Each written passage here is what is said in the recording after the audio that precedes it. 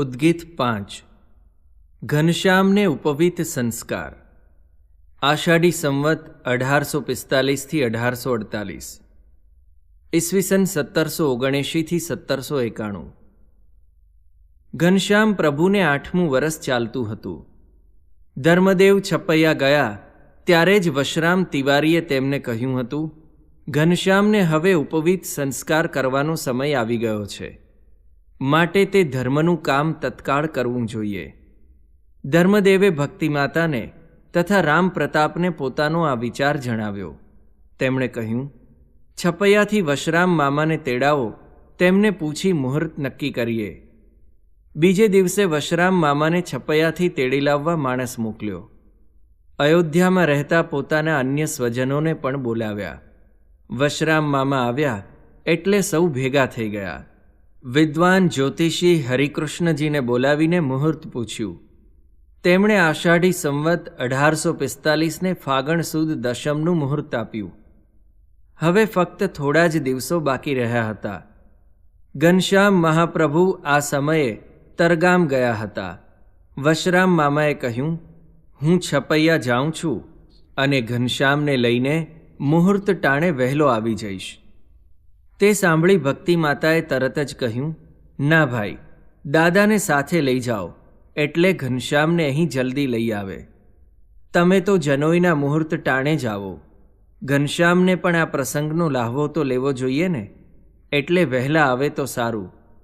વશરામ મામા બહેનનો ભાવ સમજી ગયા એટલે તરત જ કહ્યું, તો ચાલો દેવશર્મા, આજે આપણે નીકળીએ. ત્યારે ભક્તિ માતાએ કહ્યું, મારે પણ આવવું જોઈએ. ત્યાં બધાને મારે આમંત્રણ આપવાનું ખરું ને? ધર્મદેવ હસ્યા. તેમને થયું, સ્ત્રીઓને પિયરની પ્રીત તૂટતી નથી.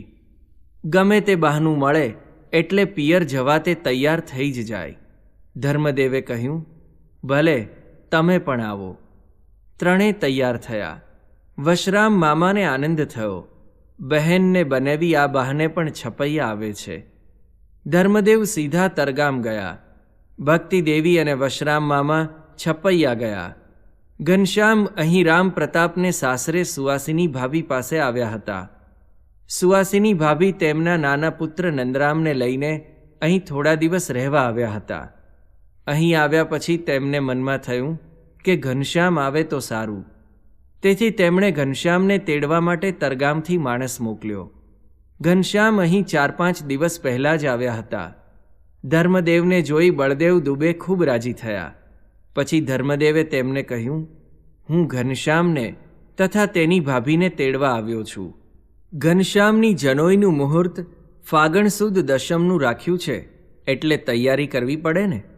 તમારે પણ આ પ્રસંગે અયોધ્યા આવવું પડશે. બળદેવ દુબે આ સમાચાર સાંભળી રાજી થયા. તેમણે કહ્યું, બહુ સારું.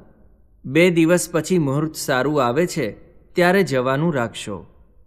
બીજે દિવસે વશરામ મામા, મોતી તિવારી વગેરે ધર્મદેવને મળવા તરગામ આવ્યા. ઘનશ્યામને મોતી મામાએ કહ્યું, વેણીરામને 4-5 દિવસથી તાવ આવે છે, પણ તમને રોજ સંભાળે છે. આ સાંભળી ઘનશ્યામને થયું કે વેણીરામને જોવા છપૈયા જવું જોઈએ. સાંજે ધર્મદેવ તથા ઘનશ્યામ છપૈયા વેણીની તબિયત જોવા મોતી મામાને ઘેર આવ્યા. ત્યાં તો વેણીરામ પથારીમાં પડ્યા હતા. તાવ ખૂબ હતો. ઘનશ્યામને જોઈ તેને ખૂબ આનંદ થયો. ઘનશ્યામે તેને માથે હાથ ફેરવ્યો. ઘનશ્યામનો હાથ તેને ખૂબ શીતળ લાગ્યો. મોતી મામા ત્યાં આવ્યા. ઘનશ્યામે વેણીની સામું જોઈ તેને કહ્યું, વેણી, આપણે સાથે રમ્યા અને કેવો આનંદ કરતા હતા. તે બધું યાદ આવે છે? હું તો તને ભૂલી શકતો જ નથી. વેણીની આંખમાં આંસુ આવી ગયા. તેણે કહ્યું, ઘનશ્યામ, તારો સ્વભાવ જ પ્રેમાળ છે. તારામાં આ લોકનો ભાવ નથી. તારી અલૌકિક લીલા મેં ક્યાં નથી જોઈ. મોતી મામાએ પાછળ ઊભા રહી આ બધી વાત સાંભળી. તેમને ખૂબ આનંદ થયો. એટલામાં ઘનશ્યામ મામી તરફ ફર્યા અને કહ્યું, મામી, વેણી જે ખાવા માગે તે તેને દેજો, તેને સારું થઈ જશે.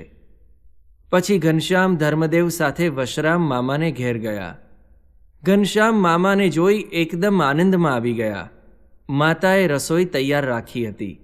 તરત જ તેમને જમાડ્યા. વેણી હવે ઘનશ્યામને જ યાદ કરવા લાગ્યો. મનમાં જાણે તેનો જાપ જપતો હોય તેમ તેના હોઠ હાલતા હતા. થોડી વારે તેનો તાવ ઉતરી ગયો. પછી તેને શીરો ખાવાની ઈચ્છા થઈ. એટલે તેણે માતાને કહ્યું, માં, મને શીરો કરી આપ. માને ઘનશ્યામનું વચન યાદ આવ્યું. તેણે તરત જ શીરો કરી આપ્યો. વેણી શીરો જમીને વશરામ મામાને ઘેર ઘનશ્યામ પાસે ગયો. વેણીને જોઈ સૌને આશ્ચર્ય થયું. બીજે દિવસે ધર્મદેવ, ભક્તિ માતા અને ઘનશ્યામ તરગામ ગયા. ત્યાં એક દિવસ રોકાઈને સુવાસિની ભાભી તથા નંદરામ સાથે ત્યાંથી નીકળી અયોધ્યા પહોંચી ગયા.